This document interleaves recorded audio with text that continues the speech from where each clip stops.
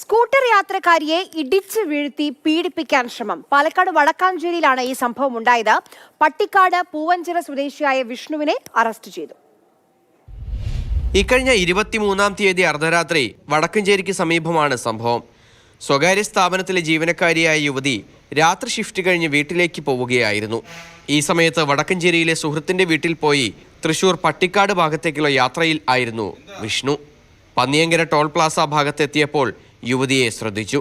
അർദ്ധരാത്രിയിൽ ഒറ്റയ്ക്ക് സ്കൂട്ടറിൽ പോകുന്ന യുവതിയെ ഇതോടെ വിഷ്ണു ബൈക്കിൽ പിന്തുടർന്നു. പന്തികേട് തോന്നിയ യുവതി വേഗത്തിൽ പോയി. പക്ഷേ വിഷ്ണു പിന്നാലെ പോയി. വടക്കഞ്ചേരി ഭാഗത്ത് ഹൈവേയിൽ നിന്നും മാറി ഇടറോഡിലേക്ക് കടന്ന സമയത്തായിരുന്നു ആക്രമണം. യുവതി ഓടിച്ചിരുന്ന സ്കൂട്ടറിൽ വിഷ്ണു ബൈക്കിടിച്ചു.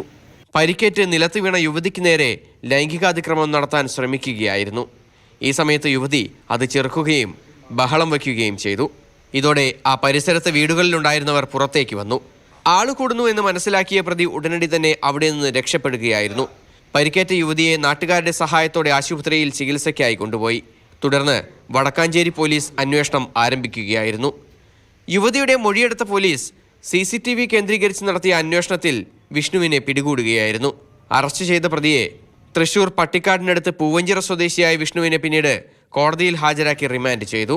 വിഷ്ണു നേരത്തെയും സ്ത്രീകൾക്ക് നേരെ അതിക്രമം നടത്തിയതായും മുൻപ് എറണാകുളത്ത് ഒരു പോക്സോ കേസിൽ പ്രതിയാണെന്നും പോലീസ് പറഞ്ഞു.